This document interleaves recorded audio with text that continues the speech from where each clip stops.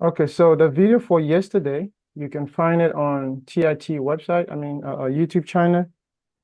So I don't know if some of you checked yesterday, but the video was already uploaded. So if you haven't, um, you can also see the name of the channel here, TIT. So you can search for it on YouTube on YouTube, and then you can be able to find the video for yesterday. Hopefully the video for today will also be posted on the channel as well. So at any time in the future, you can also come here and check on the videos. Probably there was something that we were talking about during the training and you didn't get it. You can still come here and catch up with whatever we have talked before.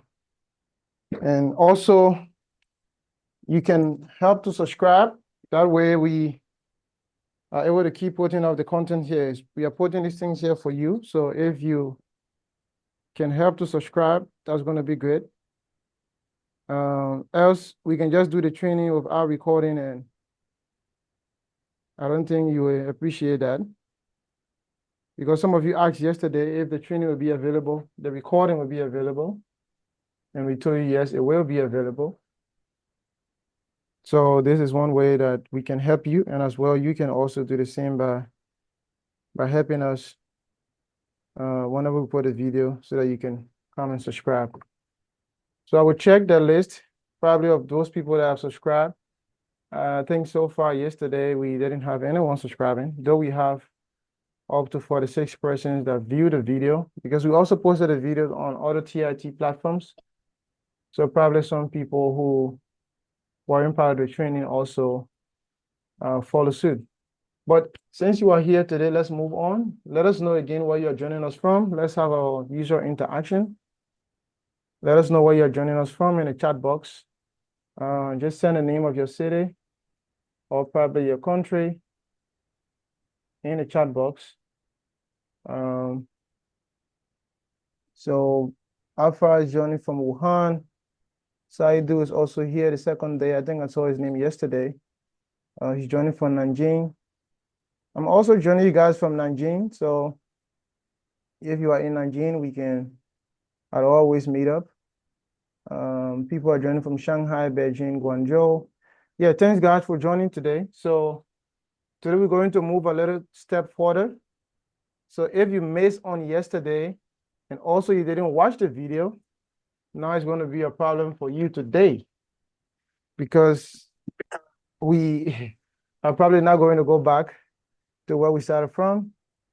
So my WeChat ID, if you want to find me on WeChat, you can also ask Mr. Masakwe for my WeChat contact, but also you can just add me using this ID here. Let me clear this console, or I'll review that quickly. My ID is IT_Guru_B. So you can find me on WeChat. You can add me on WeChat, and then probably we can take it up from there. If you have further questions or you need to learn our in depth, maybe you think the training is not sufficient for you and you want to continue or you want to learn further, you can add me, and then we can arrange a one-to-one training just for you at any point in time, based on your own time, based on your own schedule as well. So I've just sent also my ID in the chat box, and also you can see it here. So you can add me, and then we can take it up from there. Probably after the training, maybe during the day, you are also practicing what we did and you have some confusion, you can also reach out to me and I can help you to solve that problem. I think after the training yesterday, I spoke with one person and we're able to install his R, because he was using R version, I think 4.3.2, but we're able to install the proper version, and I think he should be good to go. So similar thing can be done for you, but that can only happen if we are in touch. So yesterday we discussed syntax, variable, and then data structure. We cover everything, as you can see from our dashboard here. We cover everything, showing you the console. We just talk a little bit about the terminal, and then we also talk about the files area. We told you the plot is used for graphs. So hopefully by tomorrow, you'll start to see, when we are doing the data visualization tomorrow, you'll start to make use of the plots area as well. Packages, we talk about it also, and we show you how to install the package, how to search for the package using the packages area here. And as well, we also talk about the environment. So everything we did yesterday, though we clear our console, but we can also see all of the instructions from yesterday. We can also see all of the instructions here, though we cleared our console yesterday. Also, our environment is still intact. All of the variables and data frame that we created, they are always here as well. So today we are going to start off first with data import and export. And after we do the data import and export, we are now going to move into data manipulation. So we hope that the time is going to give us that chance to do what we want to do today. So let me see if I can open up Excel.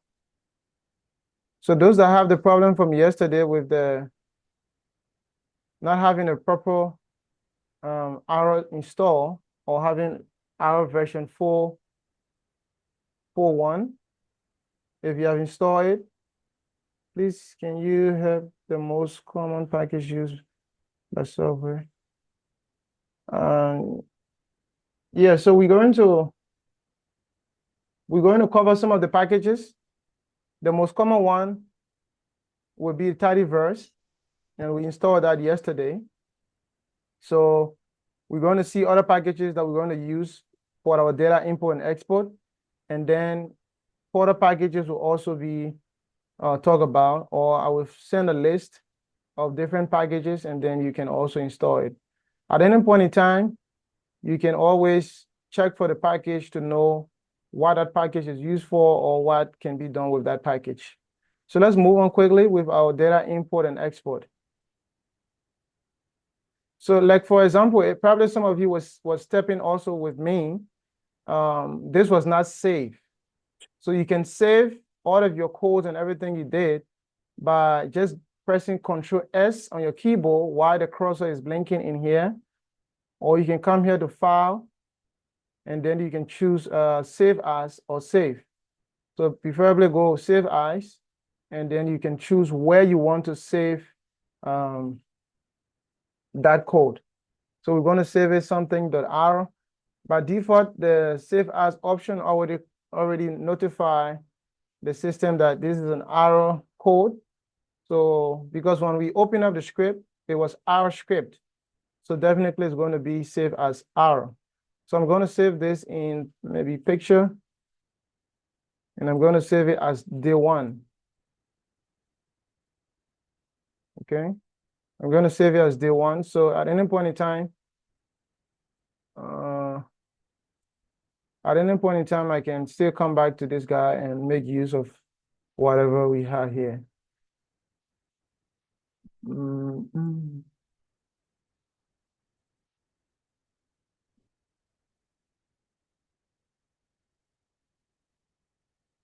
So you can save it at whatever place you have or whatever place you think you can remember. So now let's go and open our new R script to do our data import and export. At any point in time, probably if you also have the name here and you want to change the name from day 1 to whatever name, you can right click on here where you see day 1, and then you can see rename. So that will also give you the option to rename your file. So let's open a new script. We'll click on the plus sign and do our script to open a new script. What happened? My computer is moving slow today. I might have to switch to another computer if this is going to continue. All right, so we have our new R script document open here. So we already showed you how to clear the screen here. You can use Control L or use the brush symbol here to clear your entire console. So let's get a new thing today. So we're going to install some packages for data import and export. Yesterday we installed the Tidyverse. Today we're going to install something called RSXL. It's for us to be able to import Excel data. And then another package would be WriteXL for us to export Excel data. As well, we can also install CSV as a package. We can also install CSV read so that we can also be able to import and export CSV files. So let's do it quickly. Install the packages in a double quote. I'm going to put RSXL. So this one, if you are following with me, you can do likewise. Read, READXL. We show you how to install the package yesterday. So the same way you install the Tidyverse, just replace Tidyverse with RSXL. So this package is used for us to read or import, for us to import Excel data set. So RSXL is going to help us with that. So you can install it as well with me.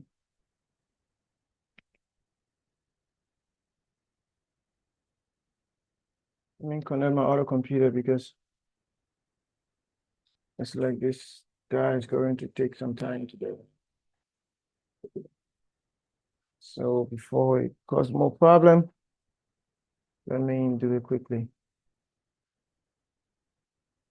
So you try to be installing it as we are waiting also. If you have already done yours, then you can let us know in the chat box by sending done or probably sending 1. That means we know that you have completed the installation. Okay, that's good, Daniel. Already installed. Now you can see mine I've already installed. Package RSXL successfully unpacked, meaning I've already installed RSXL. So let's also go and do the same thing by installing WriteXL. So you're going to replace RSXL with WriteXL. So I'm going to come back here. Just press the up arrow key on your console, and it's going to bring up the last command you had. So WriteXL. So WriteXL is for you to be able to export Excel data set or export whatever data frame. Yesterday, somebody asked a question. How can we export or save maybe our data frame or whatever we have on our environment? How can we save it to our USB or save it to our computer? So if you want to save that as an Excel document, now you can install this package WriteXL for you to be able to export the data using or Excel. So the next thing we want to do is to also install CSV. So also press the up arrow key and then you replace WriteXL with CSV.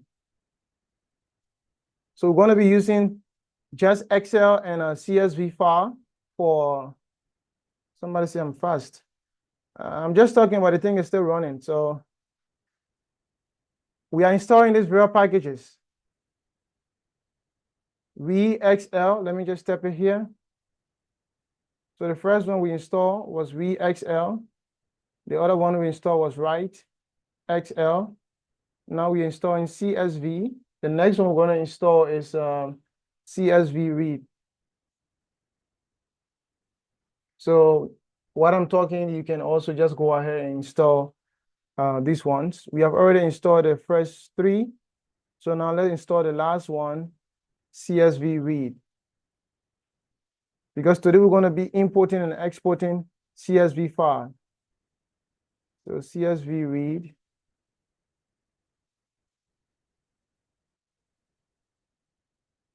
We're going to be importing and exporting CSV file. Installing a package is something that we did yesterday, so this one shouldn't be a problem. Can you please explain the Tidyverse? So I'm going to get back to Tidyverse. Tidyverse is just a collection of packages, and those packages some of them, they give us the ability to, and this package also come with data set. So there are some custom data set we are going to see by using, when we start to do the data manipulation, we're going to explore some of the packages and data set in Tidyverse.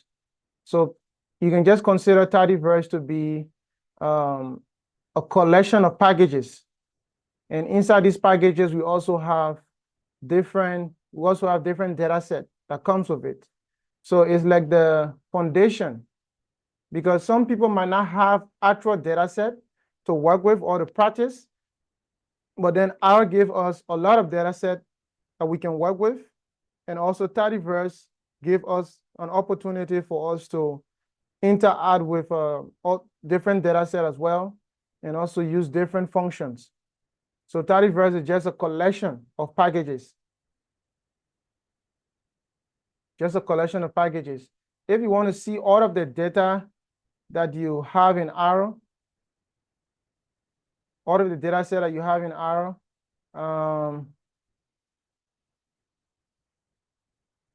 you can just open data, and then in a parenthesis, you see all of the data sets that R has. For example, these are data set in packages data set. If you scroll down, let's look for Tidyverse. All these ones are all data set. You can read the description about that data set right in front of it. So let's look for Tidyverse.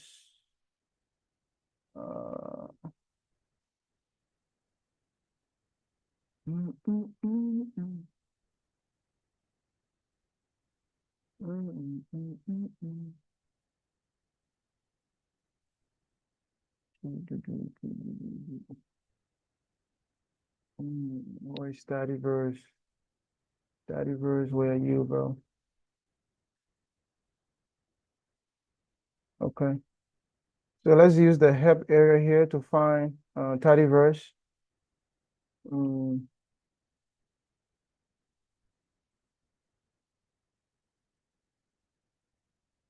So we can use the help area here to find Tidyverse, and then we can read some other things about it, like the Tidyverse packages. So it's going to list all of the packages on a Tidyverse.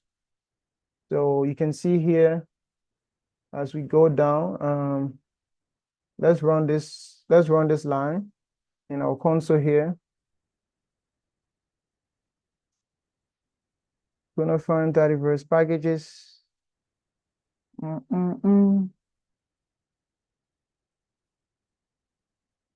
me let it load. Let's see what's the problem. Because I think we installed it yesterday, so it shouldn't be a problem.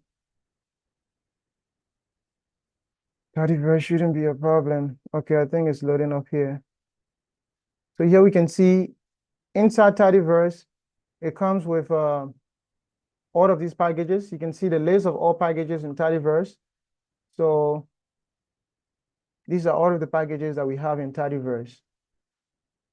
So it's not just one, maybe one thing, like maybe if you install ReXL, it's just technically for you importing Excel file.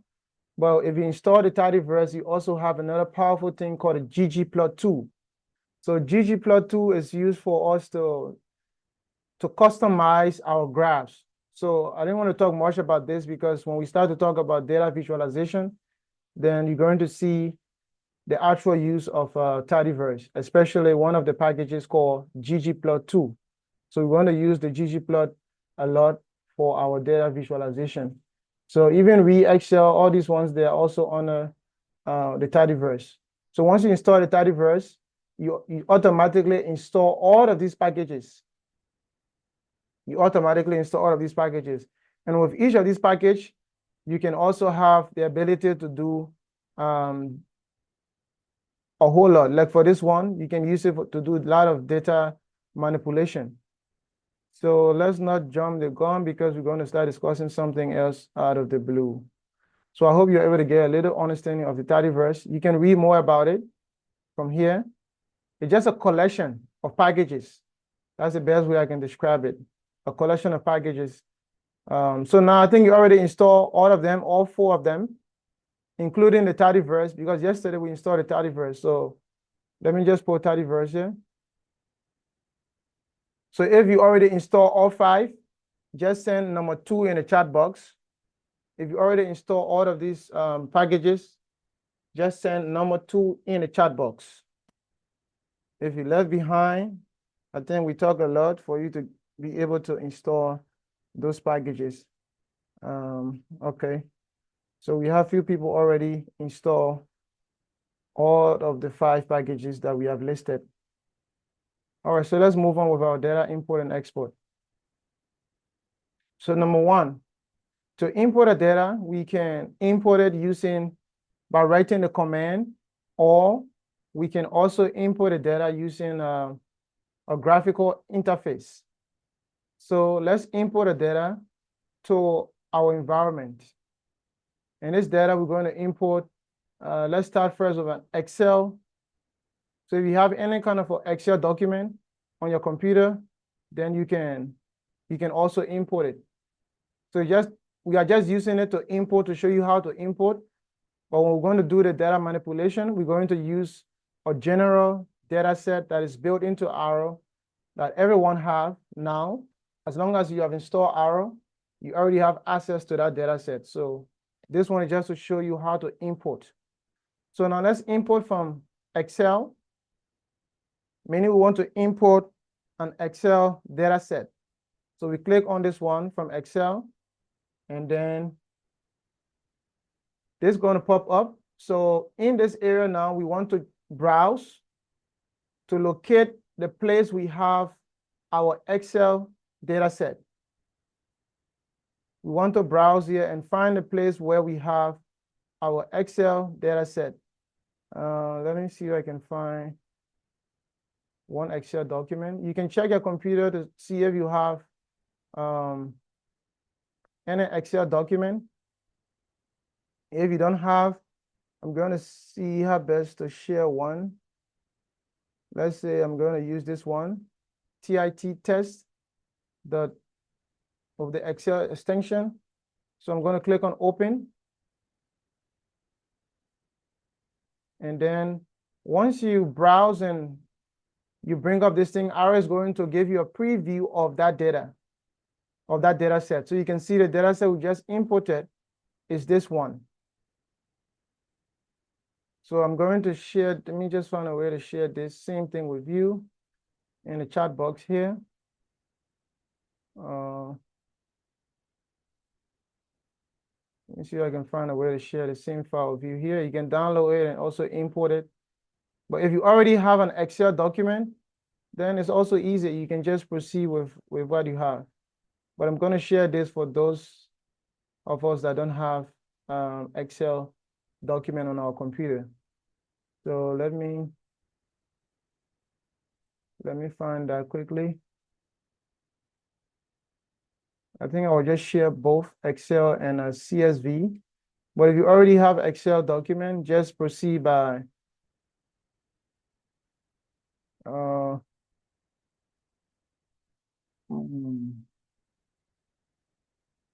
if you already have an Excel document, please proceed. Let me find this Excel document. So both Excel and CSV, I'm going to send it to you. Okay, these two should be okay. So I'm sharing it now in the chat box on Zoom. So at any point in time, you can download it. Both of them are already reached you, so you can download it and proceed with us. But if you have already opened up or loaded your Excel data set, you should be able to get a preview of this. And then another option you have, probably if you have so many sheets in that Excel document, you can also choose the sheet you want to work with. Technically, it's just one sheet here, so by default, it's going to go with the sheet 1. But if you have so many sheets in that Excel workbook, then you can choose the sheet you want to work with. And then you're also going to get another option here. If you also want to work with a specific range in that document, you can specify the range. But all of these things can also be done when you already import the data set. So you also have another privilege to do that. So another thing we have here is the code itself. So we can just directly import, press import here, and this will be automatically imported to your environment on RStudio. But again, we can also import it by writing the code. So I'm going to copy this code by coming here. You can see there's a little icon right here. Just click on that icon and automatically that will be copied. So click on this icon, then everything in here will be copied. Or you can just directly click on import and that data set will be imported to R automatically. So I'm going to close this one and use the code to also run it as well. So I've copied the code from that side and I've pasted the code here. But in case for you, you just press import, then you should be able to see your data set here, the one you imported. You should be able to see the data set here with the name TIT test. You can also change the name TIT test to whatever name you want as the variable name. But within the code or in this expression, you're also going to go with the same name that is on that document. If you check the document that I share in the chat box, you will see TIT test.xlxx, and you also see TIT test CSV.csv. So this name should be the same as the file name, but this name is the variable name. The first TIT test is the variable name. And we already talked about variable name yesterday. So let's not waste much time on it. And also you can see the library here, ReXL, meaning this is the library or the package that is going to allow us or give us the opportunity to import this Excel document. If we don't have this library or we are not using this library, it's going to be difficult for us to import this data set. So we need to use the ReXL library. So first I'm going to run this line. I'm going to run it. And you can see here in my console, this library is now active or has been run. So this is the library that I'm using. Another thing I want to do here, I want to run this line to import now this CSV file to my environment. So currently you cannot see anything here called TIT test. There is nothing here called TIT test. So I'm going to run it.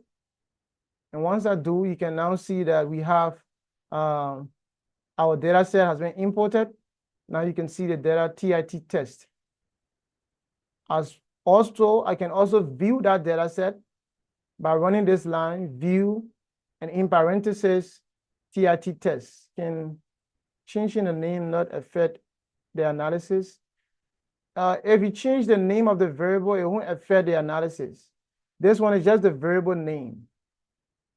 But this one that is in the quotation here is the actual file that we want to import. So this name, you are not changing it. This one is the actual file that is on your computer or that is on your USB or whatever path you specify. This one is the actual one. You are not changing it. The one you are changing is the variable name in case you don't want to use the variable name. Okay, so we have already imported it. And also now let's try to view this data set we have just imported. So view, remember, like I said yesterday, the V is cap V small REW. Now when I run it, it now gives me another view here where I can see my entire data set. I can now see my entire data set. So if you have done similar thing, please let us know in the chat box by sending number 3. Let us know in the chat box if you have imported the data set and you are also able to view it. Please send number 3 in the chat box. And then we will know probably where we are so that we don't move further when you have not done anything of such. All right, so Lamin, Mohammed, Abdul Karim, Abraham Conte. What is the difference between package CSV and re-CSV? You install and load it differently. Re-CSV and package CSV they are all basically to read always is to import. The same way we have read XL, meaning we want to import. So reading is always, in most terms, is referring to import. CSV is the first one. Package CSV is just dealing with any CSV data. So we don't want to have any option where there will be no, maybe we try to run a specific code for CSV and then we have other issues. So we are installing everything as it relates to CSV. But by default, once you run the tidyverse and you also have R install, CSV, even if you don't install the CSV, it should still be able to work. So the first CSV, the package CSV that you talk about, I think that's alpha. It can also be installed by default. Once you have the tidyverse installed and you have your R installed, CSV should be installed. The read CSV we can also install if we want to import CSV file. Okay, so I think many people already have done the same with me. They have already imported a data set. And I can also see Mara, she also have the same thing here as well. So that's good. If you have any problem, please unmute yourself or you send a message in the chat box. Then we can go over this because we don't want to go in front and then you have issue about data import and all of that. So if you have any problem, let us know in the chat box so that we can know what's the issue you have. So it's also easier. You don't have to maybe run this one like this. You can directly, once you come here and you do from Excel, and you locate where you have the Excel document, right? If you locate where you have the Excel document, let's say, let me load another document here. Once you import that, you load that document here. R is going to take some time to give you a preview of that document. So you can see another data set here. All you have to do, just click on import. If you don't want all of this headache of writing the code and all of that, just click on import and that data set will be imported automatically. And it will also just give you the view. Because in the background, what is happening, if you just import directly, in the background, all these lines of code, they are being run in the background. We want to show you what is running in the background so that you don't be confused, or even if you don't have access to the graphical user interface, you can always use the write the same code and do the same thing. So I think many people already have it. So now let's move on to the next one, to import CSV file or import our CSV data set. So for our CSV data set, if you observe, you will not see the CSV here.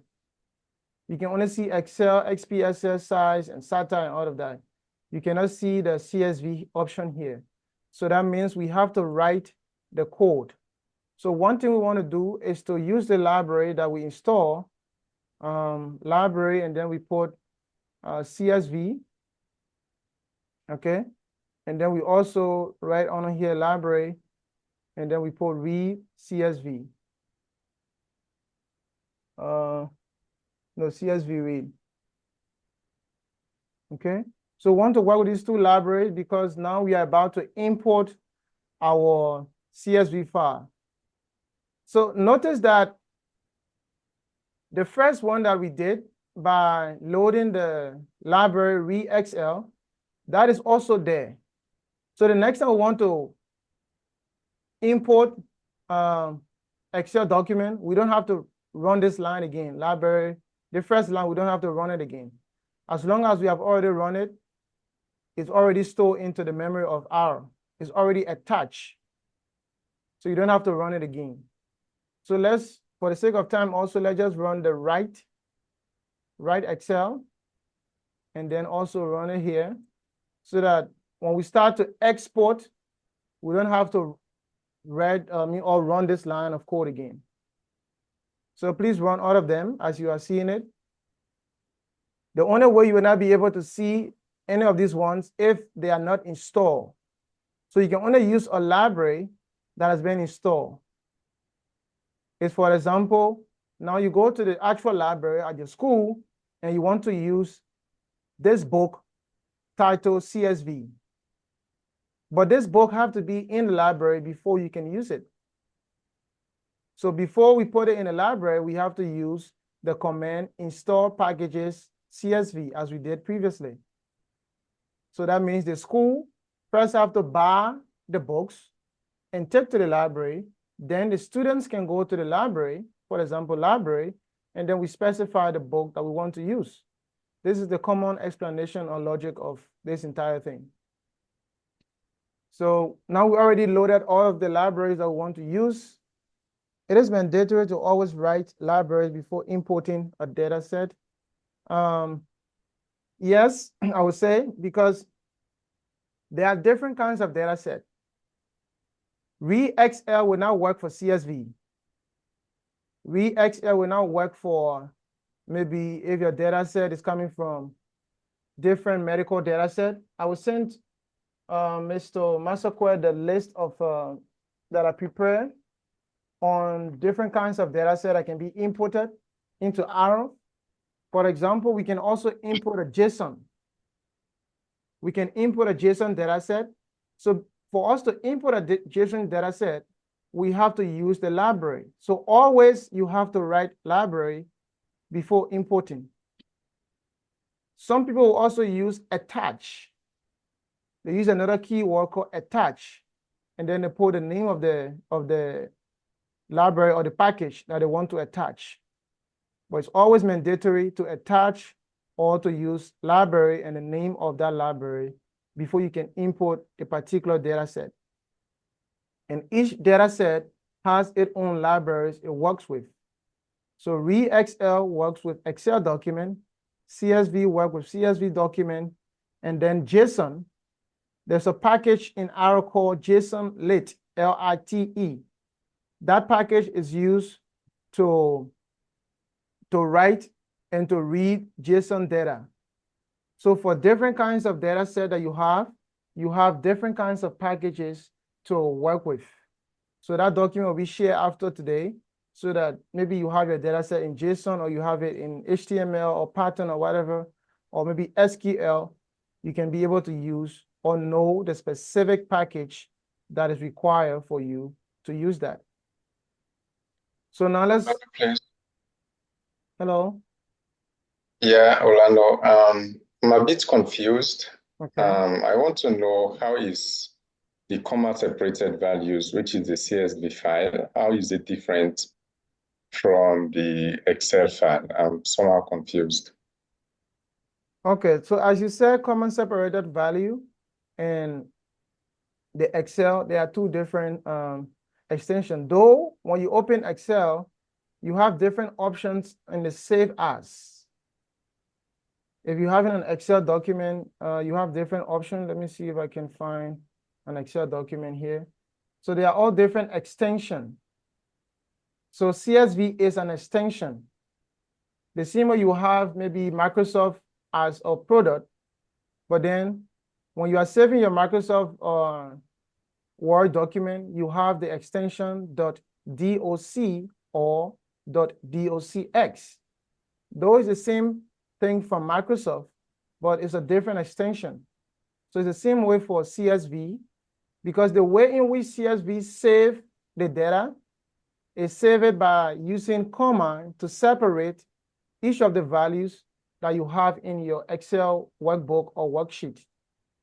But that's not how, all right.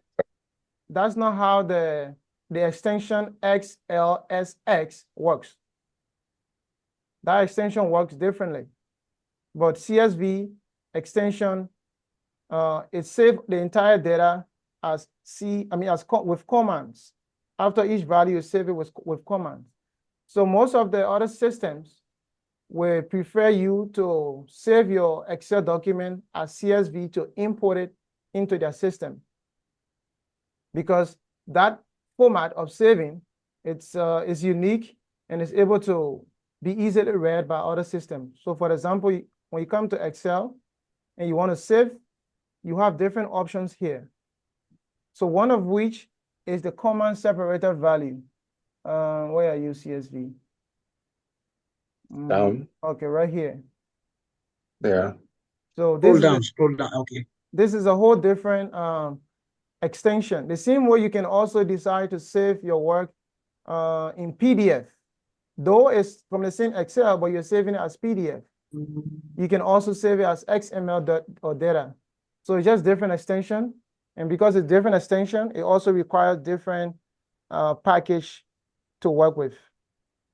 All right, it's more or less now. different data formats. Yeah. All right, so let's quickly import our CSV data. I've already shared the CSV file in the chat box a long time as I was talking.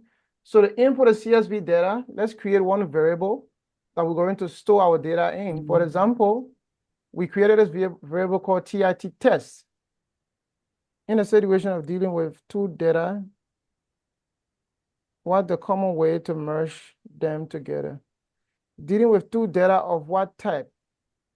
Two data can be one from SATA or Stata, one can be from SPSS. There are two different data. So when you say two different data, probably you can make it clear.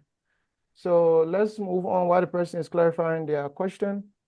Let's create a variable. I'm going to call this variable, whose name I'm going to use today? I think, did I use Barry? Alpha yesterday? Okay, let me No. use Barry. All right. So we're going to create this variable called Barry that we are going to save our data set, our CSV data set into. So we have Barry, and we already showed you the symbol yesterday on how to do it. Now, the command we want to do is read CSV. The person who asked what's the difference, read CSV is now used to import a CSV data. Okay, so reading always is import, writing always is export when it comes to a computer system, not just for RStudio or R. So now we're going to read the CSV, but then we want to specify the path. Where can we find this CSV file that we want to import? So one option we have is to come to our computer. Let's come to our computer here and find the same one that I share with you. I'm going to find it here. Just like what you just said from SPSS and Stata. So if you're dealing with two different data, to merge them, one way you can save it, first import this data into R, and then you can export them as maybe a CSV. That's one way. Maybe I will talk more about it later on. So you can first import the SPSS data into R, and then that data can also be saved or exported as CSV or as Excel. And then also like the Stata, you can also import the same way into, you can export the same way into R and save it or export it as Excel or CSV. And then in Excel, you can merge it, or even in R, you can merge it like that. But just importing two data at the same time to merge it is not possible. Like the way we saw us importing the data set, and you have to choose from Excel or from SPSS, it's not possible to just merge both doing the import. So you first have to do different manipulation. And the difference between read CSV and CSV read. Technically, there are no difference, it's just the same. CSV read and read CSV, they are just the same. The main function is just to import CSV data. So I have this CSV file here, and then I'm going to come here and I click right here up. I'm going to put another backslash, and then I type the name of this file. So let's say TIT. I'm just going to scroll here. This one, right? Or you can right click on this file and you're also going to see the path of this file. If you right click on here and then you come to properties, you should be able to see also the path of this file. Let's come here to property.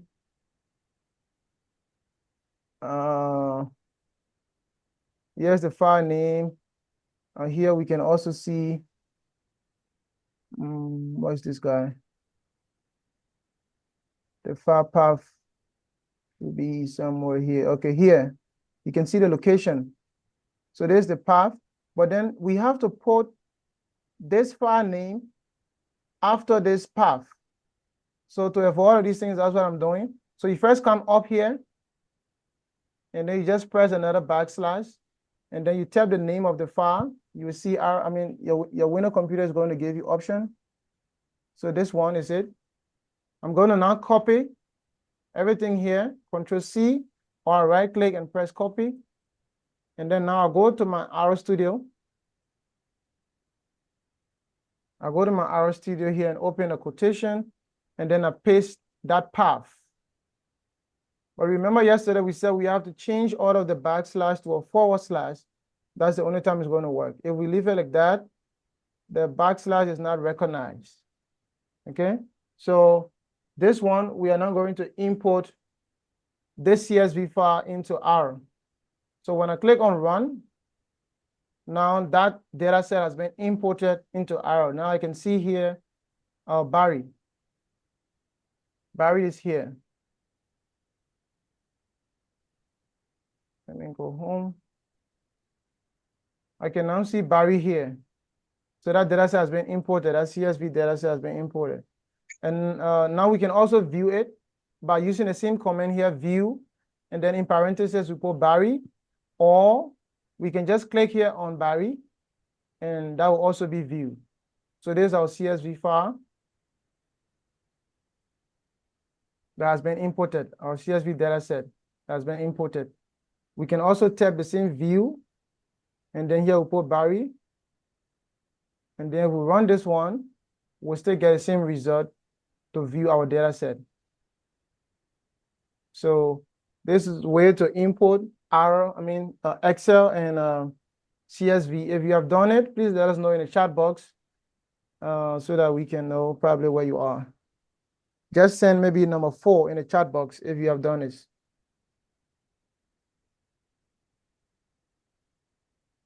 Okay. All right. That's good. 1 person so far. Okay, 2, 3, 4, 5. That's good. People are making progress. Okay. We have 2, 4, 5. 5 persons out of 62. 2, 4, 5. Yeah, just 5 persons. Okay, 3 people have added. All right, let's maybe give, okay, done. Okay, that's good. So now let's move on. I think a lot of people have already done it. So now let's move on. Now let's see how to export. And this exporting will answer the question of the person who asked yesterday, how to export something that we have on our environment to save it to our computer or our USB or whatever it is. We can export any of these data that we have in our environment. Even the CSV data set we just imported, we can export the same CSV data set as an Excel document. We can export Daniel, or we can export Saidu. Based on whatever Saidu was before, we can export it now as Excel. Probably we imported Saidu as an SPSS file or as an XPSS data set. But now we can export a Saidu now as an Excel or as a CSV data set. So that's why I also answered the question of the person who asked how to merge it. So once you import the data can be exported using any other extension or any other format. So now let's see how to export Saidu as an Excel file or as an Excel document. So to do that, we're going to use create another variable. Let's see whose name we're going to use for this variable. Alpha, can we also import using set working directory? Set working directory means you just want to set that folder as the folder you want to work with or the folder you are working with. It's not going to import. But if you have a data here, for example, let's see if we can find any kind of data here. Let's say, for example, I'm going to save like you can see this R file, right? This is a folder called R file. So I'm going to set this folder as our working directory. I'm going to set as our working directory. Set as working directory. And then I'm going to put a file here. I'm going to put the same CSV file. Let me find one Excel or CSV file here. Maybe I'm going to take this one. I'm going to take this one and save it in that folder and show you how you can just click on it.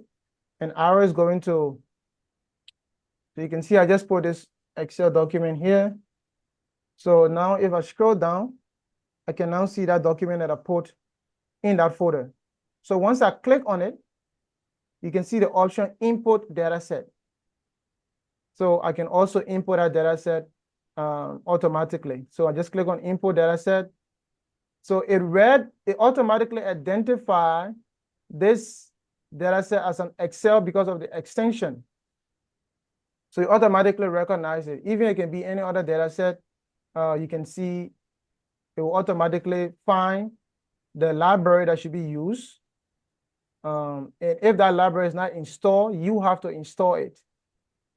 Okay, so that's another way you can do it. But you from your working directory now, just to answer the question about working directory. All right, so let's move on. So let's export, for example, let's click on this one, sudo, and see what kind of data is in sudo. So it's just a simple data of ID, name, and age, 2, Bob, and 30. So let's export that data set as an Excel document. So we're going to create a variable, and this variable is going to be called maybe alpha. Since you just, no, Barry is the same alpha, so I'm not going to use you again. Let's find another person. There's another alpha here also. Alpha, but it's another, it's a keyword. Let's not get confused. I use Edmond already. I'm going to use Musa. Okay, let's use Musa. So now we're going to specify the instruction. What do we want to do? We want to export, so we have to use write. Okay, write the Excel. So we find write the Excel or write underscore. So this one is to export an Excel file. So we're going to choose this one, write underscore XLSX.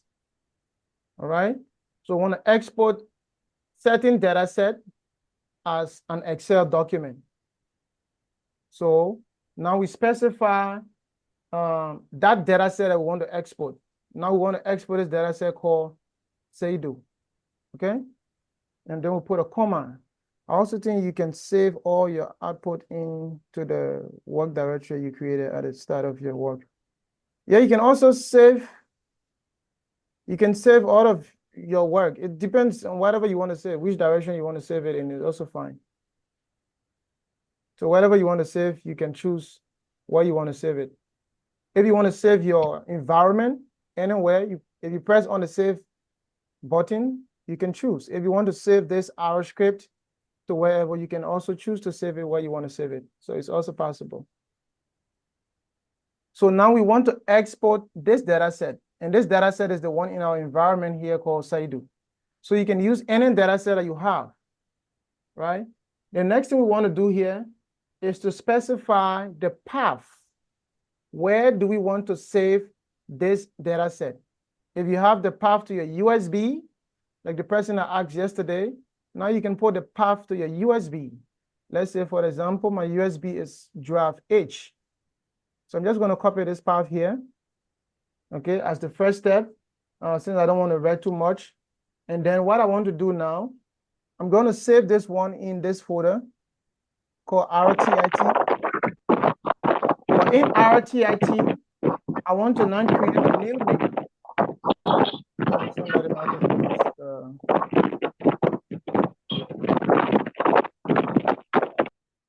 okay.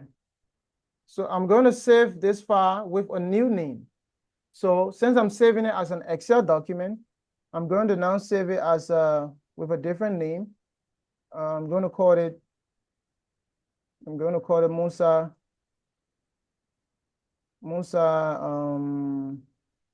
yeah, just Musa. And then I specify the extension. So the extension that I'm going to save it with is XLXX, which represents Excel. This represents Excel. So let's see if we run it, what's going to happen, if it's going to be saved inside this folder. This is the folder that I'm trying to save that Musa document in. All right, so let's run it and see what happened. So you can see that this is trying to run. Okay, so you have successfully exported. That data set successfully exported to our computer. So we can come to our folder and then we can see if we can find that file. Let me just refresh this guy. It should be here automatically. Well, let me see if I can refresh this guy. Why are you not here, bro?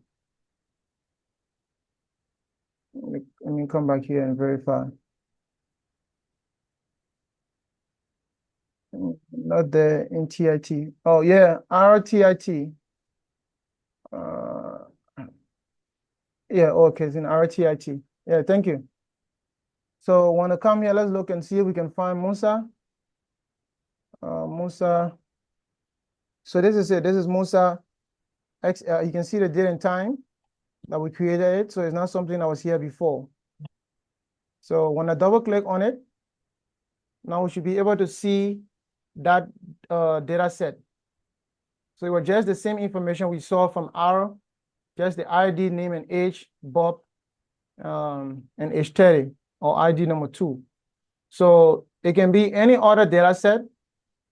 We can import our data set, and then we export the data set using any other extension, or export it as CSV, as Excel, as SPSS, or whatever extension we want to export it as. So I hope probably we got it, data import and export. The similar thing can be done if you want to export it as CSV. Now you have to write the command write CSV instead of read. It will not be, let's say for example, we wanted to save it as CSV. It's going to be write. So the first one, the second one, write.csv. And then we specify the data that we want to export. If the data was Daniel, then we spell Daniel. And then we put a comma, and then we put the path. We put the path to where we want to save it.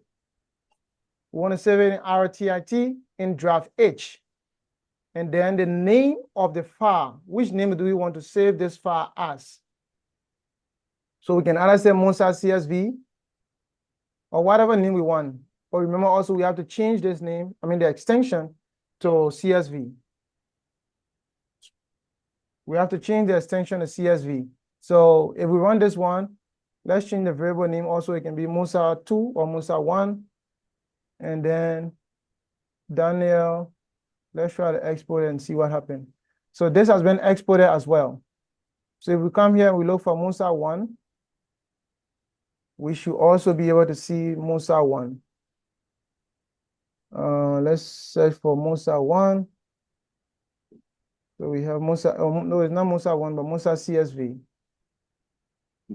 We use here Musa.csv. So if we come to our computer, we should be able to see Musa, the CSV. So this is how you can import and export CSV files and Excel files as well, or data set. So if you have done similar thing, please send number 5 in the chat box. If you haven't, then you can let us know. We will probably go over what we just talked about or what we just did. And then before moving on to data manipulation. So 2-person, Daniel, Barry, Mohammed, Safa, Musa. So if you have any issue, please unmute yourself and ask a question, or you can send your question in the chat box. and then we are going to help to solve whatever question you have. It's better to, to ask a question or seek clarity if you don't understand, than for you to maybe keep quiet and then you just leave from here without gaining anything, which is not recommended. So if you have any question, initially you say we can only change the variable name. That was for importing. When I said we could only change this name TIT test, that was for importing, because what are we importing? We are importing this data set or this file. We are importing this file. So we cannot change the file name to something else. For example, let's change this name. Let's put, this was an actual document, the one that I even share here on Zoom. So let's change it. This document, now if I put maybe 4 or whatever name I put here, this document actually does not exist. So if you try to change it and you try to run it, it's going to create error. Let's run it and see what happens. Now you can see error. Path does not exist in this path that I just gave, because we are trying to import something that we don't have. But then when you are exporting, you can be able to change the name to whatever name you want. Exporting, you can change the name to whatever name you want. But importing, you are importing what is in existence. Okay, so that's what I talk about. That was for import. Any other question? Okay, thank you, Hassan. Any other question before we move on? If there's no question, then we'll move on to data manipulation. So since we now have the data, or we know probably how to import and export data, assuming that now we have a data, how do we make some changes to our data? So that's what we're about to do now.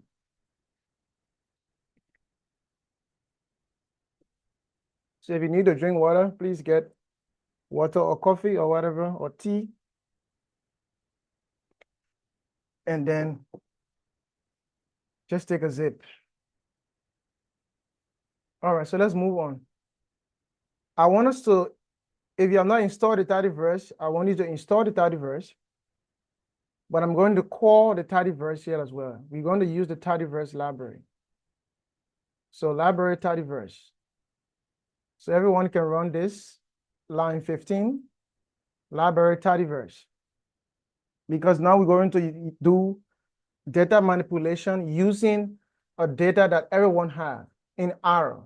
So at any point in time, once you have R, you can use the data set to do any other analysis. There are a whole lot of them out there that you can use.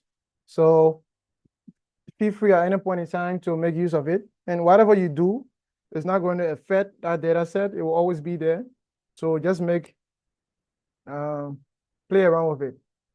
So if you already load your library Tidyverse, one thing we want to do, if we check, for example, let's check the Star Wars data set. In Tidyverse, we have a package called DPLYR that is used for data manipulation.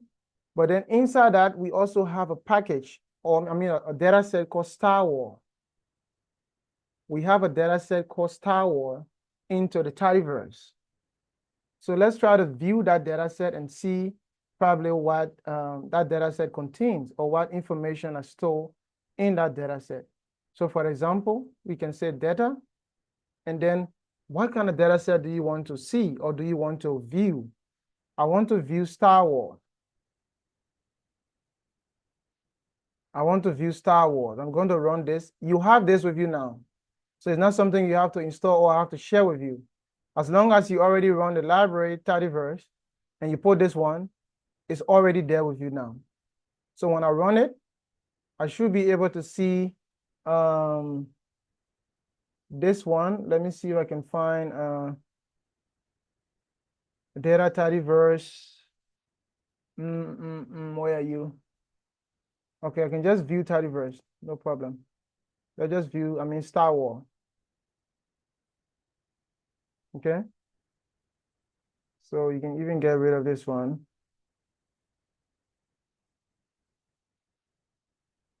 I want you to see what we have currently.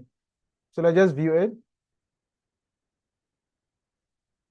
So I'm going to close up this guy a little bit. So you can see maybe the one that we had before, it was just showing you just 1, 2, 3, but now we have actual data set, similar to what you will have for your research or similar to whatever you will have for your jobs or whatever it is.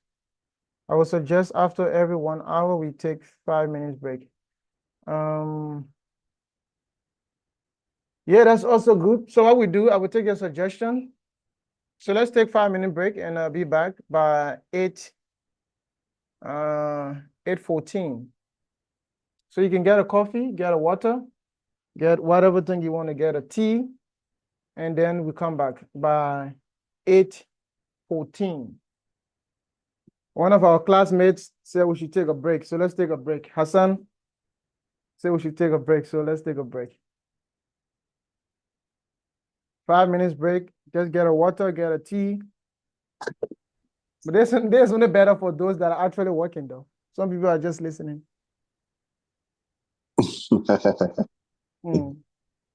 Yeah. So why we are on a break, please, those that are using their device name, please, you can change it to your real name. I've seen iPhone, HP. We cannot identify you by your device name. So you can please change the name of your device to your real name. Okay.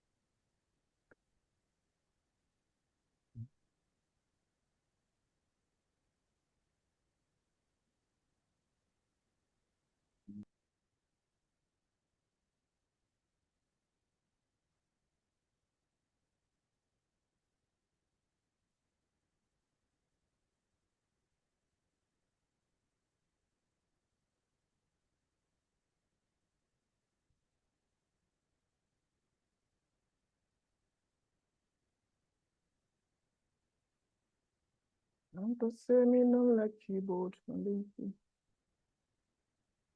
say me no want keyboard. Make up one and get for the marriage show. It was the final. Mabinti, what do you think, Mabinti? Mabinti, do you buy ball? I hear that song when I was in Liberia. When I was in Liberia, you know my beans na don't pull na so you dey China na don't pull my beans na you land. I was not in China. I learned that song. That song I learned the song in Liberia when I was in Liberia, long time in 20. 20.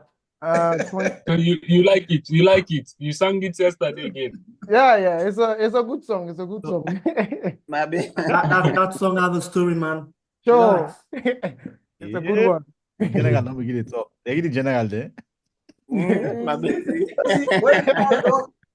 see Barry don't begin give back up, so my BT we don't tweet here. God, man. So what's not my problem? What's not my problem? It's always true. See, also they say check. I check my binti. So my experience by my binti name, you know funny. Have you experienced Safa? No. Safa, other people have experience from him.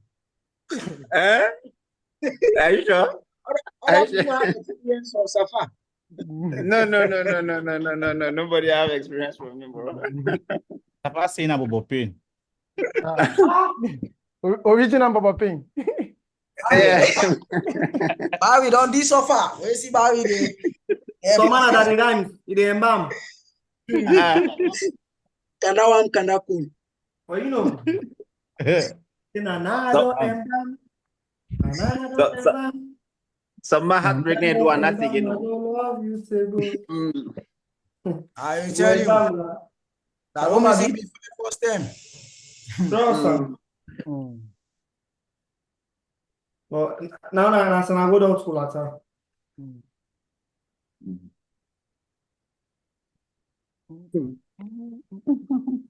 Oh, Chival. Bobo de san. Bobo and Bobo. Baba. I'm my enjoy, bo. I'm be like you.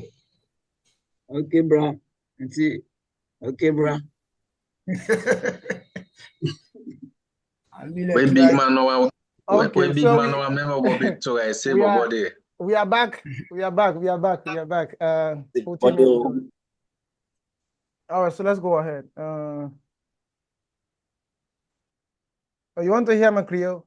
I've already, I started my Creole in the beginning now. Anybody? how you they do? So this is the data set. This data set is called Star Wars.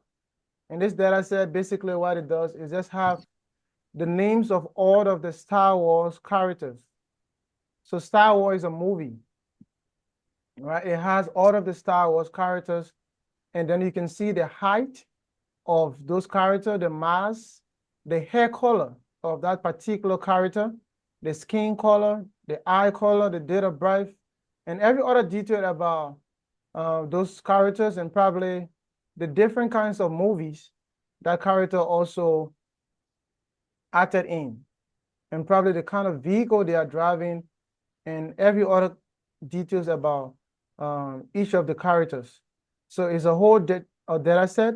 And if you observe this data set, we also have, you can see something called NA.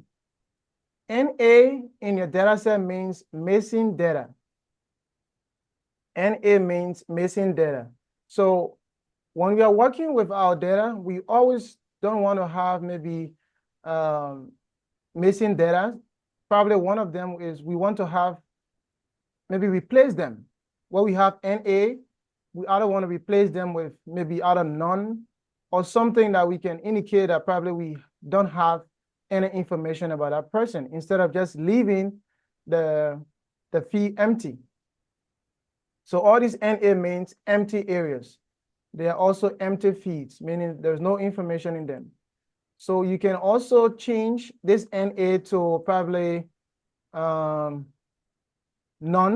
or no data, or whatever description you want to give in the NA area.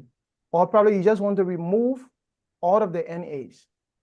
So if you observe, we have this. And also, yeah, if you check in the means and median, they are not going to work if you have missing data. So you always want to make sure that you have these ones removed before you can check the mean or the median, all of that on the data. So let's see how we can do that. So one thing we want to do here now, our first manipulation we want to do is to deal with the missing data or missing values. So the first thing is we get a summary. Let's get a summary of this data set. Summarize and summary, they are just basically the name of using English and American and British people. Everybody wants to be right, and who speaks better English. So the high thing is the people should understand what you're saying. That's the main part. So we can also use, let me just try to summarize. So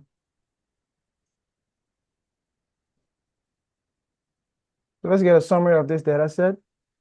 It's very long, but let's see if we can, let's go up, wait up.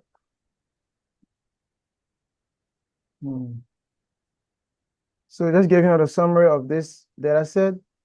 So we can have the names, the length of it, the class, character, the mode, the height, the minimum for the first quarter, the median, the mean, the third quarter, like that. These are just different summary, but technically they're not important, but just to show you what are other things that you can do with it. One thing mostly we want to start with is dealing with or removing rows with any Mason value. If you check here, you can see, for example, row number 2 has a Mason value here for hair color. We don't have the hair color for this character C3PO. So we want to know the hair color, or we want to remove it from our data since we don't have it. Maybe the field technicians went in the field and they didn't capture the person hair color. Or maybe the person have tradition, they can remove their covering from their head. So you are not able to get their hair color. So what can we do with such a data? We need to remove that data from that row. So let's create a variable. We're going to call this variable star war clean. Star war underscore clean.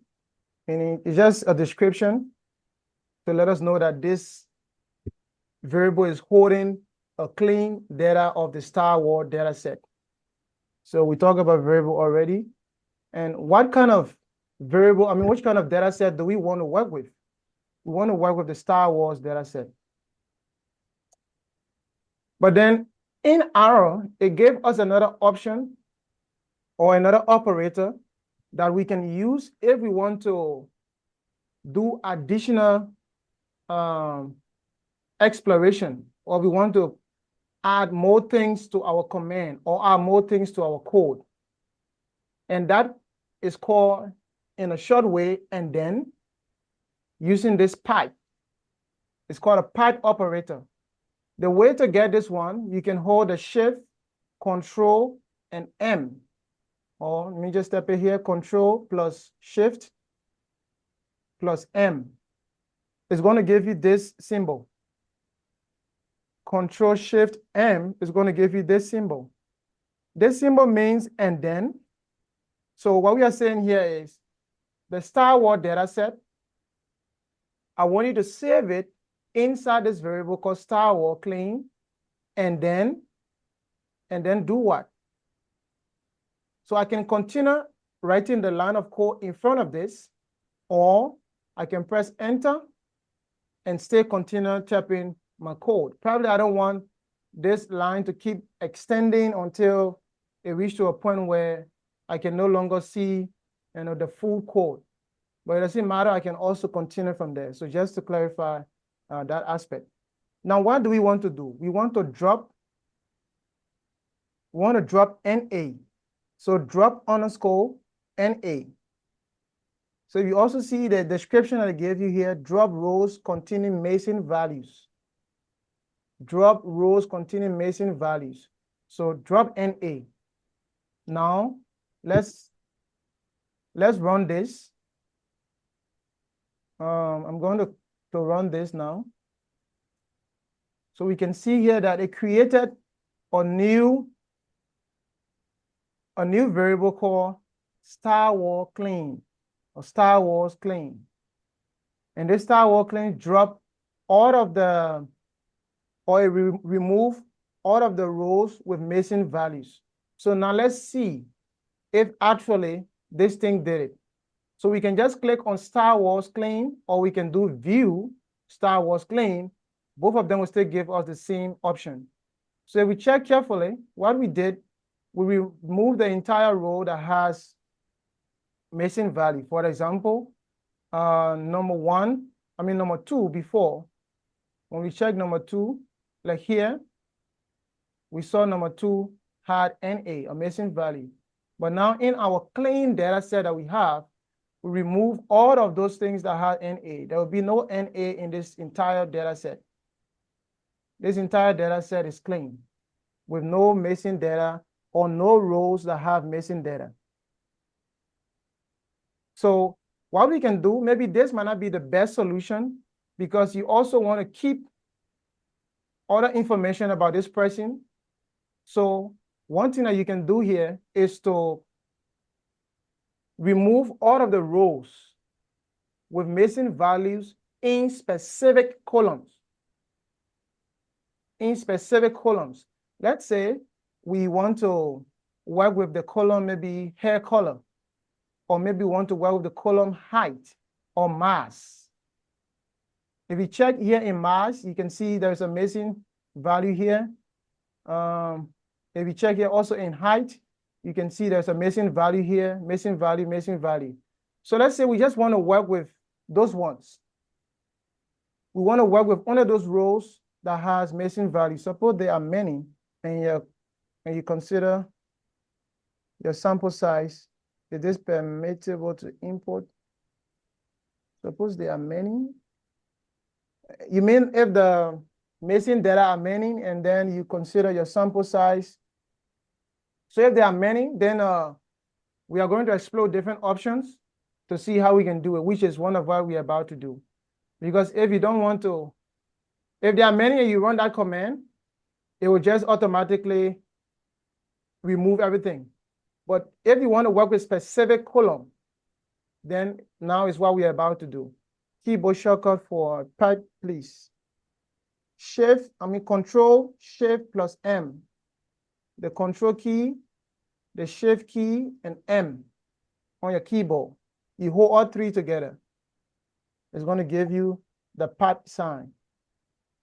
So now let's do this with the intent of removing rows with missing values in specific column.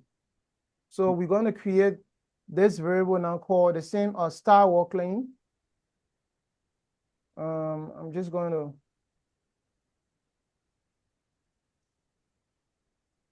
star war claim underscore claim. And then what we want to do here is to work with the same star war data set. And then what we want to do, we put our pipe. But inside this pipe now, we are saying that drop or remove all of the rows. And we want to now specify which row we want to work with. For example, maybe height and also mass. So these two, we want to remove any other rows that have missing data in it. And we're going to save this in Star Wars claim. So let's run it and see what happened. So we still have our Star Wars claim here. Let's view it. So if you observe now, height and mass, let's see if we can find any other missing data here. So before, let's go to the original data set. Before we check on line 27, there was some missing data here for mass. Let's check now on line 27. So it removed all of those rows from the specific column that has missing data. But now the same one is already here. Please recap on this particular area. So the first command we run, the first one, which says drop or remove all of the rows that has missing data. That was the first one. When we did that, what happened was, for row number 2, we couldn't see it. It deleted all of these rows as long as you have missing data in it. But then we said, no, we don't want to do that. In the second one, we want to specify particular columns. These columns that have missing data in a specific in specific areas of them, we want to remove them. So for example, when we check the original data, we saw that in this column, height and mass, we have missing data here also. So we said, okay, now we're going to keep, but then we just want to remove all of those missing data that we have for height and mass. But the rest of them, if we have something in skin color, hair color, they should all be intact. They should all remain. Our only focus now is only on these two columns, height and mass. So that's what we are saying in this second expression. That's what we say in the second expression. But let's see other things that we can do. We are going to stick with this data set and do a lot of manipulation on it. So just wait. If you have specific question on what we just asked, you can ask. But probably some of the questions are going to be based on what we want to talk about next. So there are a lot of things we're going to do specifically with this data set. We are not going to change it. We're going to work with this data set and see what we can do with it. The next thing we want to do is to filter the rows. Filtering the rows means probably we just want to get certain information from a particular row.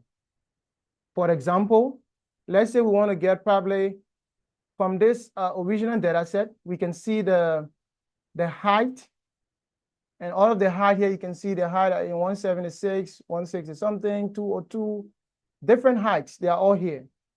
But then maybe our supervisor or our boss is telling us to get all of the heights from this Star Wars data set that is greater than 200. Give me the report of all of the characters that have a height that is greater than 200. So why can we do that? We create a variable name. Maybe let's say tall characters.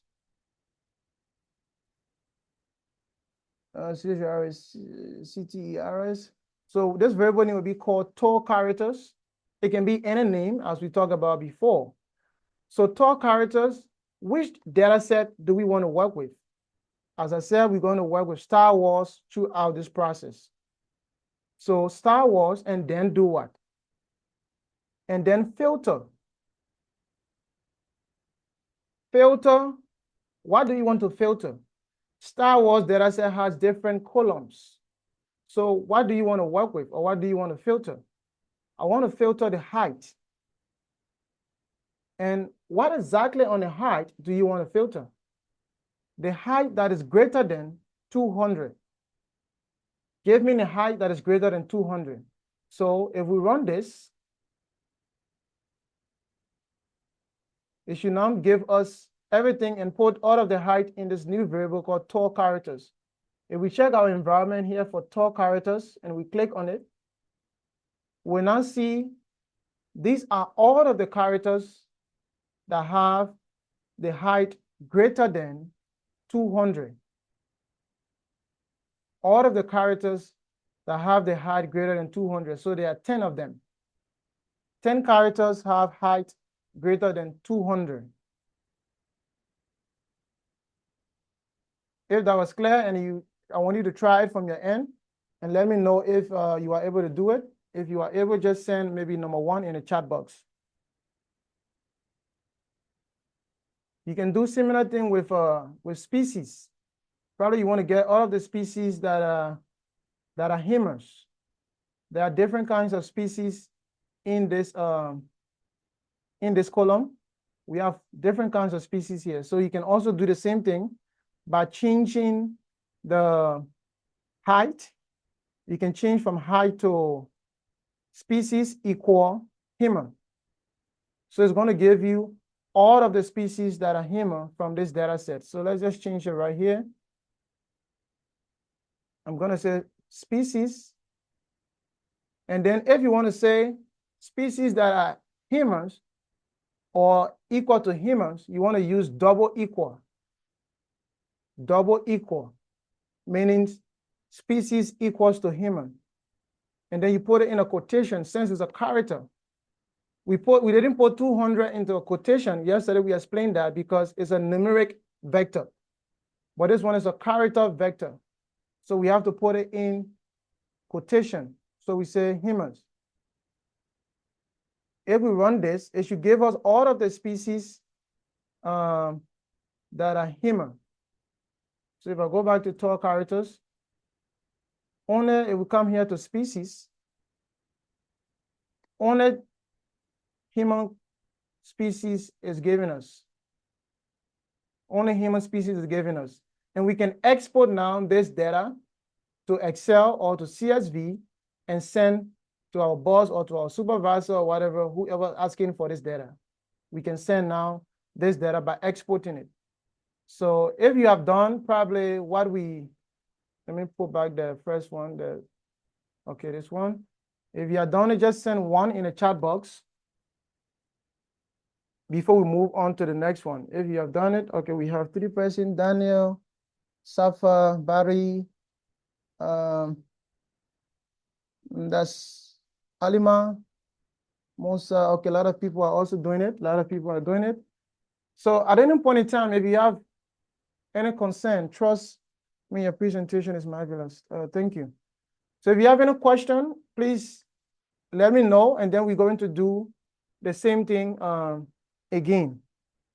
Like I said, we don't want to do it, and then you are not able to do it. Also, from the same data set, let's give another scenario.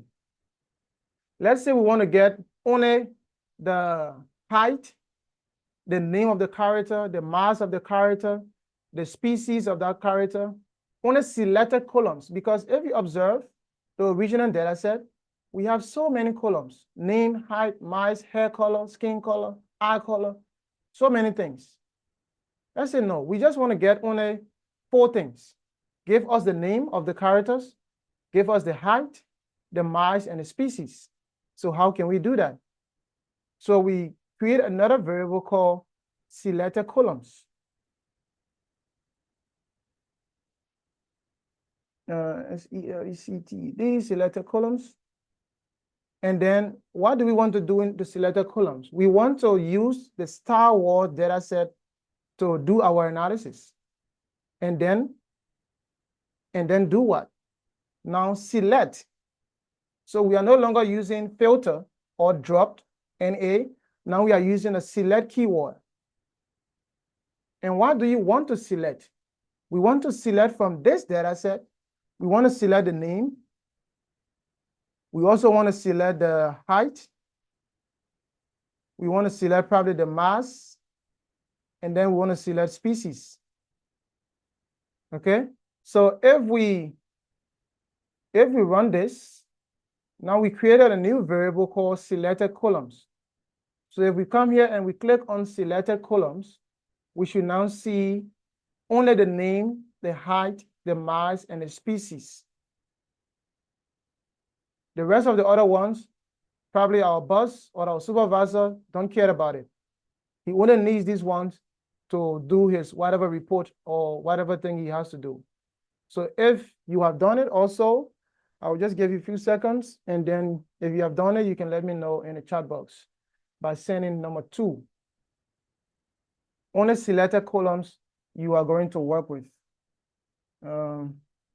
Okay, so Lamin, Mohammed, Daniel, Mustafa, Abibatu, Safa.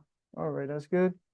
The last training we did with TIT, we didn't cover data manipulation, so you guys that are here today, it's a good one for you. How can you undo a command that has already been executed? So if the command, for example, we already run this command, and it comes to our variable, our environment area here, you can delete the particular variable. A particular variable or data set that you have put here, you can also delete it. But you cannot undo the command, like probably to say, bring back, I don't want this to be selected, I want something else. It will just be on your environment, but you can create or make the correction and rerun your code. So you cannot probably undo it, but you can also see the command you run previously. So for example, you can see all of the commands here, or you can also see here on your console, but you cannot undo something that you have already, based on your question, you have already executed. So if you have already executed, you cannot undo. Okay, so let's move on. I think we have a couple of people that have already done it. They send number 2. The next thing we want to do, probably based on your question you asked, let's see if we can rename. We can rename our column. So in our original data set, let me just close some of these guys and just mostly focus on our original data set. So in our original data set, we have different column names like mass, like maybe name and all these things, right? Like I said, these are the names of all of the characters. So probably you don't want to say name, you just want to say character names. Or instead of saying mass, you want to say probably this is the weight of that character, not mass. So how can we do that? One way we can do it is by using a keyword called rename. But before that, we always need to create a variable. Variable name would be rename character, or rename style, or rename whatever we want to use. I'm going to use rename character. And then as the variable, the data set we want to work with to do this, we want to work with the star word data set to do this. And then what else do we want to do? We want to use rename. So rename what? We want to rename the first thing we are going to tap is the new name that you want to give. For example, if you want to change from name, if you look at the original data set, we have name. So you want to change from name to character name, meaning you have to put character name first. So we say the name we want now, it should be character name, maybe character underscore name. And this character underscore name, we are renaming it from the original name that it was, which is name. Also, we can also change another one. We can add multiple columns there to change. We want to introduce this new name called weight. But then which name do we want to replace with weight? We want to replace mass.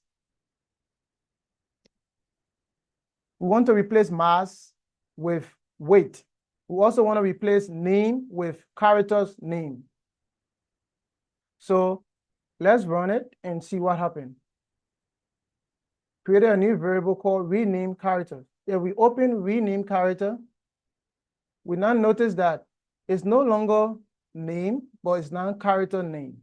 It's also no longer mass, but it's now weight. What is the difference between select character and character codes? Select character and character code. I don't think we use anything on select character. Select is the keyword. There is no select character. Select is the keyword, meaning you want to select, as in normal English, you want to select different things. You want to select name, you want to select height, mass, and species. There's no select character and also character codes. Probably I'm not getting your question clear, but based on what you asked, there is no an example of such. So you select character popping up. Yes, sir. Yeah, hello, Mustafa? Yes, sir. Yes, I want to know the difference between the two equal to signs you gave in the case of, let's say, species equals humans, and that Okay. of name equals name. So what's the difference between the two equals and that of one equal to? All right, that's good. So double equals means you are telling Arrow that this thing already exists.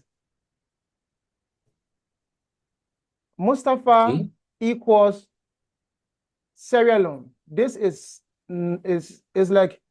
reality. Mustafa equals Sierra Leone. But if you are using one equal, meaning you are expanding something to something. You are assigning Mustafa to China. Maybe you want to change Mustafa nationality. You are assigning Mustafa now to China. If you saw before, we also say we created a variable and then we assigned the number maybe 5 or number 10 because initially it was not so. Let's say, for example, x equal 10. There's the same as you saying x equal 10. Meaning we are assigning number 10 to the variable x. In reality, there is no 10 was not assigned to x. X is just by itself or something else. But if you say x equal 10, meaning this one was in existence. It's not something you are just creating. So that's the best way I can explain it. The guy who asked a question, Barry, he said he saw select character popping up. Let me put select here. Select column. I don't know his character. There's no select character popping up. There's select column. Meaning you want to select a specific column. There's no select character. Okay. Sorry. Select column here. Thank you. What's the difference? It's just the same, like the common name that was used here. And select means you want to select multiple things or multiple, maybe it could be column, it could be rows. But now select column is just a select column, like that. You want to select specific column. All right, so let's move on. The next thing we want to do here is to see how we can create new columns. Maybe in our original data set, we left out something. When we went to the field to do our analysis or gather our data, we forget to add maybe another column, probably how many people living in a house, or probably their body mass index, the BMI, the body mass index. We didn't put that in our record. So we want to create a new variable or a new column in our data set. So how can that be done? One way we can do it, it's also using a keyword called mutate. Mutate means to change. And most of these words, they are just normal English words. So mutate means to change. Select means you want to select something. Rename means you want to rename something. Filter means you want to maybe have different conditions. So drop not available means you want to drop something that is not available. So they are just, I think the programmer just did a good job by using these easy words that can also help us if we don't understand in the first place. So let's see how we can introduce new column or we can create new column. So let's create this variable called maybe Star Wars. I'm going to call it Star Wars BMI, just to remind me that I'm going to create a column that's going to add body mass index to our data set. So Star Wars BMI, and then what do we want to do? Which data set do you want to add this new column to? Maybe you have so many data sets in your environment. So which data set do you want to add this new column to? I want to add it to the Star Wars. Okay, and then do what? And then I want to mutate. I want to change. Mutate means to change or to create. So mutate what? Like I said, always the first name you are putting here is the new name you want to introduce. What is going to follow after the equal sign is the one that is already in existence. So we want to now create this new variable, but then this new variable is going to have something. In our data set, our original data set, we have mass. So we want to use this mass to create another column that is going to portray another information. Like I said, we went in the field, but we didn't calculate the body mass index for each of these characters. Now that we are already out of the field, but something very useful happened. We were able to get their mass and their height. So we can use that to give us the body mass index. So let's see how we can do that. So what we are saying here now, we're going to use mass, and then we divide this mass in order for us to get the body mass index. This is a standard equation. So it's not something abstract. It's a standard equation to get your body mass index. So mass should be divided by height.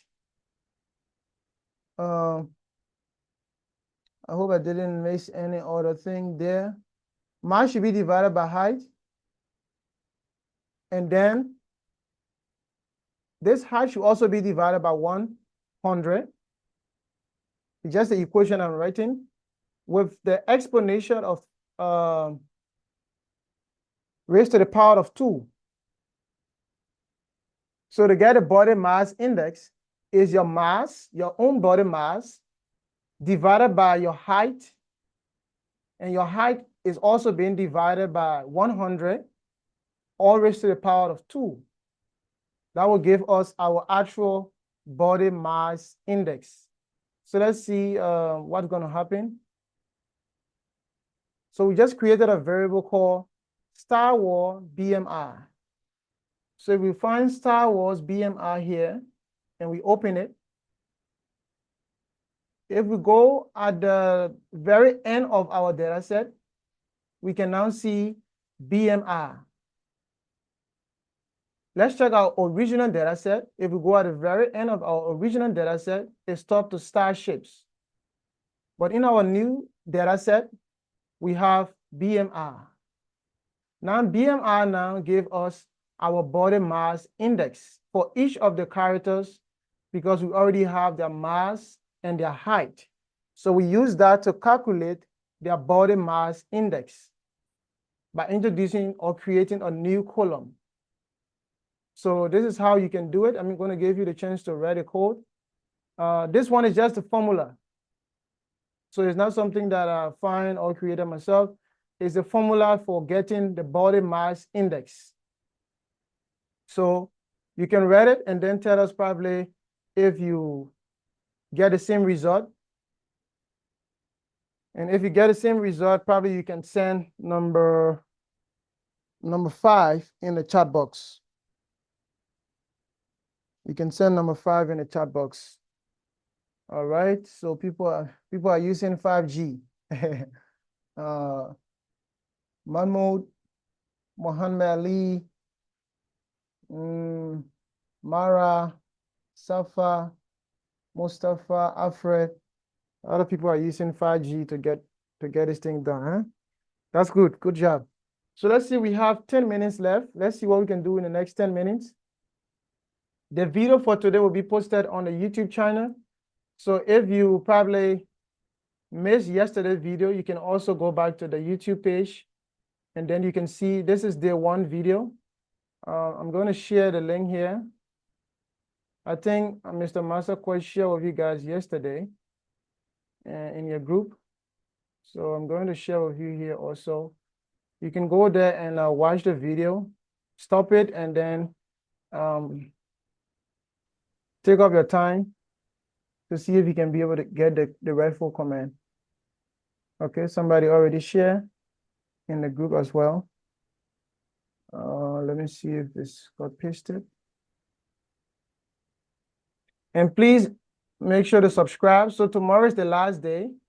If you don't subscribe, then let's see. Now we have 224 subscribers, and now we are 60, let's say 60% on this platform. So we can get maybe 30% or even 40% from here subscribing. That means if it's 40%, we're going to get 284. So tomorrow, let's see if we can get 284 tomorrow. If we can get it, then that means everything you guys are not supporting me as I'm supporting you guys. But let's do one thing. Let's see if we can do one more thing before we leave. I'm going to, let me see if I can give you something good here. I want to give you something good here. Okay, let's create one complicated one. I want to make it easier. I also want to make it complicated. Just a minute. I have something here for you. Something here for you that I want to do. Some kind of thing here I wanted to show you guys. Some kind of thing here I wanted to show you guys. So if you have a question, you can ask. We'll soon be getting out of here. Okay, I'll just leave it for tomorrow. I wanted to show you guys something. So let's move on. And then what I want us to do now is to combine both the filter, the mutate, and the select in one expression to see how we can use all of them in one expression. There is no command for RStudio, just like starter. There's no command. These are commands we are writing. The code what you are typing here is the commands. What you are typing now is the command. Like in starter, you are going to type probably summarize or summary into the command area below in starter. So it's the same way as you type in all these things we are typing. It's not graphical user interface. They are the same command. So if you find it easier, then that's good. It's also good. So now let's combine everything into one. Quickly, let's try to do it this way. I'm not going to create another variable. I'm going to show you a different way of doing it. Instead of creating variable all the time to store our result in a variable, we can also just execute the code directly.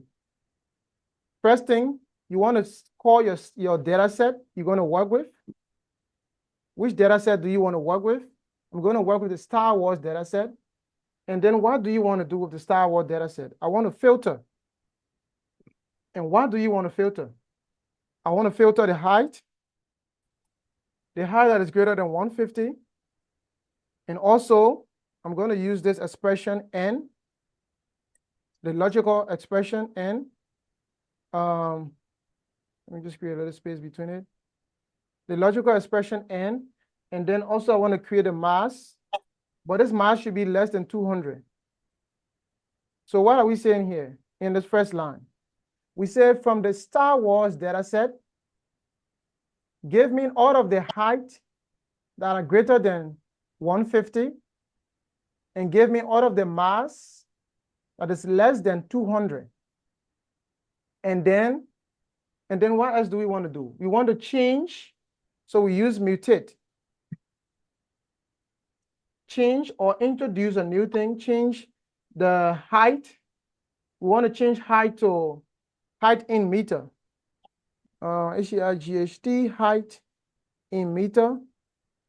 Because the height that we have here currently from the original data set is in centimeter. Like 172, these numbers, they are all in centimeters. So we want to change this to meter. So our new variable will now be height in meter. But then this height in meter is equal to the actual variable, which is height. But height should be divided by 100. Because we want to convert from centimeter to meter, we can also do it like this. So give us height in meter, and then do what? The next thing we want to say here is to select, which is the result that we want to now see after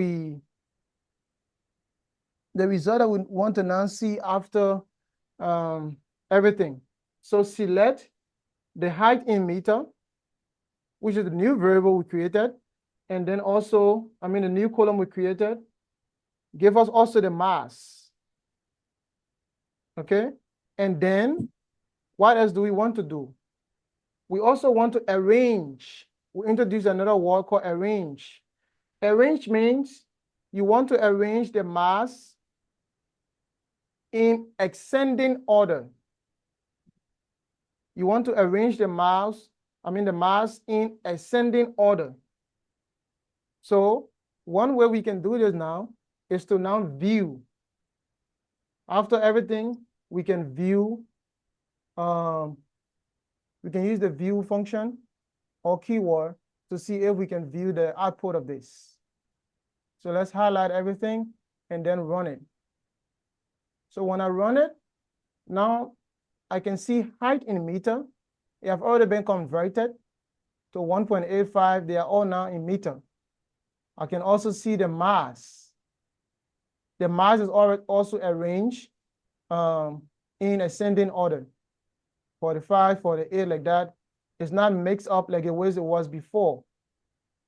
So the mass has been arranged in ascending order, and we introduce a new column called height in meter, and we converted the existing height that we had in centimeter, we converted it to meter. So in this expression, you can also add, instead of saying select height in meter and mass, you can also add, like same way we added in the select statement, the name, the species. We can also do all of that. So give us probably, let's say, give us the name. So let's run it again and then see what happened. So now we have the name, we have the height in meter, we have the mass. Please repeat this command one more time. So we have the name, the height, and the mass. So we can be able to add additional things, and we can also be able to change more things from here. So to repeat, the first line, line 38, is the data set that we are working with, or we want to work with. And it's a Star Wars data set. We said this expression means and then. So Star Wars data set and then filter. What do we want to filter? We want to filter the height that are greater than 150. And we also want to filter the mass that are less than 200. And then we want to mutate, to change or introduce a new variable, a new column called height in meter. But this height in meter, we want it to be our original height divided by 100. Should now be the equivalent of height in meter. And then we want to select what we want to be displayed or what we want to be shown to the people. We want to select name, we want to select height in meter, we want to select mass. That is what we see when we plot or when we view this, this block of code. The next thing we introduce is arrange. Arrange is a keyword. What do you want to arrange? We want to arrange mass. But by default, arrange the data in ascending order. If you want it to be arranged in descending order, you can use the keyword DESC. It will be arranged in descending order. But we want our mass to be arranged in ascending order from small number until we go to the largest or bigger numbers, from top to bottom. And then do what? We want to now view the result of what we have just done. So we say view. So this is it. If you have run it, it's exactly 9 o'clock from our end here in China. If you have run it, please let us know in the chat box by sending probably number 7. You can send number 7 in the chat box. If you have run it, that's good. That's good, good job. Mohammed, that's good. So tomorrow, yes, sir. The video will also be posted tonight. And then tomorrow will be the last day. We're going to do data visualization tomorrow. Many of you probably are interested in seeing graphs or in seeing maybe images of whatever we are doing here. So tomorrow we're going to use the same data set to generate some graphs based on our data and based on our analysis. So that's all that I have. That's all that I have Yes, for us today. Yeah, Mustafa. Yeah, just one question, maybe probably the last one. This descending order. So Yeah. you said we should add, where do we add the DES or so? Where do we add it so that it will also arrange in descending order?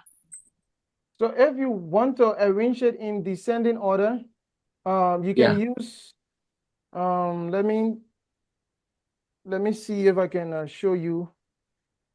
Okay, one thing you can do, like I showed you before, come to the arrange, and then you press F1. You're going to see all of the instructions. For example, let's come here to help.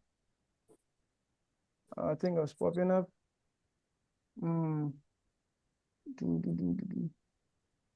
So guys, if you have any other thing, you can say it in the chat box. But after answering this question, so do you see here?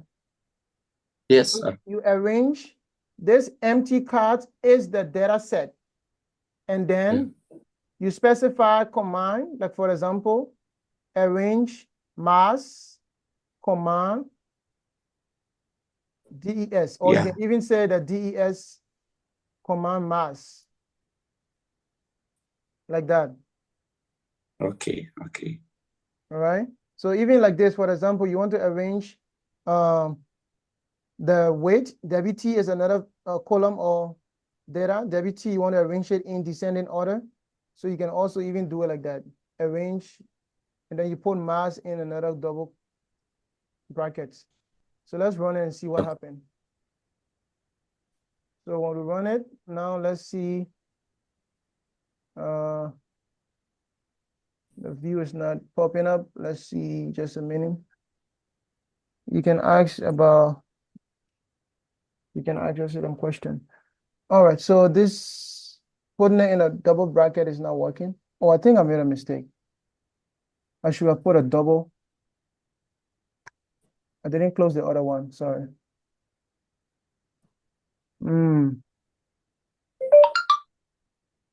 Error, expected symbol, view.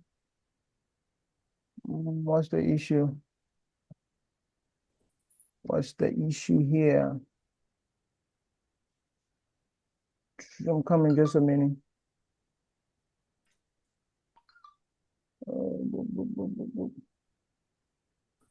Okay, let's see.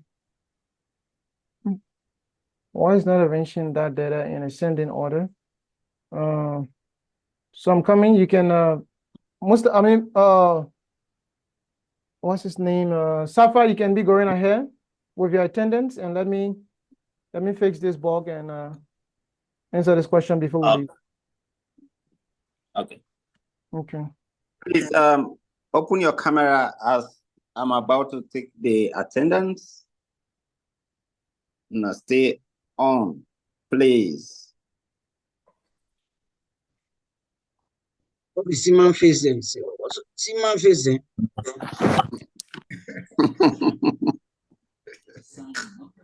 Not fresh. That's way. He's a farmer. Oh my, you know go get body. Because I know what you make you know go get body. Ibrahim Kanu. Ibrahim Kanu. Huh? Throw me under. Try it. Now buy you now they charge. Boss man, what they? Where they do sir? Man, you able to charge? Let's man. Now you don't get body oh. They might do all on kaka. Let me come and give me issue. Now China they do what thing. Bossman, sir. Bossman, I try to open my camera, but give me issue. Apply Jalo. So hope say I say friend. Yeah, Lucas, You don't pick camera. For go home. Huh?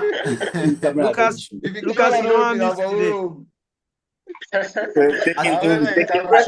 So in camera no they on preso in camera no they you know attend. I they see Lovell, you know get camera on. Yeah.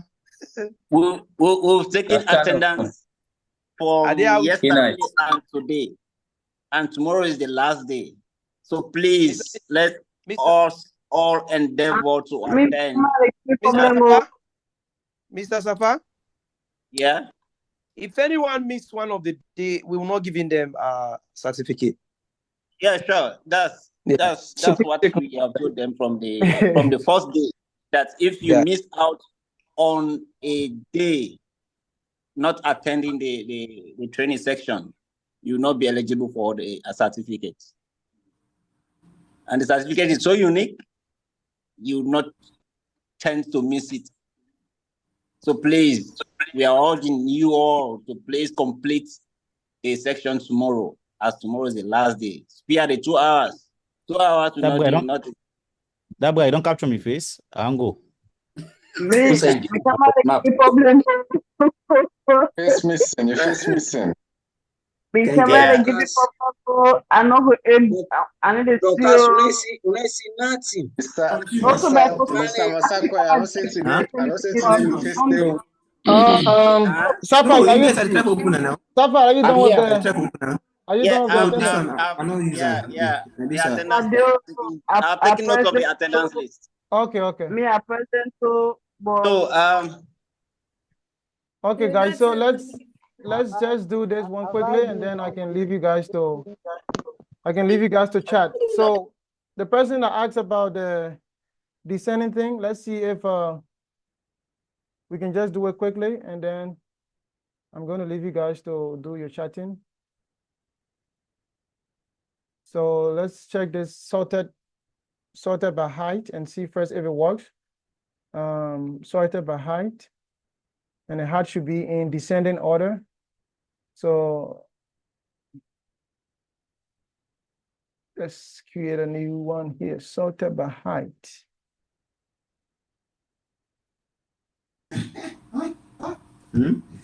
Tina commented that question. What about Where is this thing? Sorted by height. Sorted by height. Wait for next year.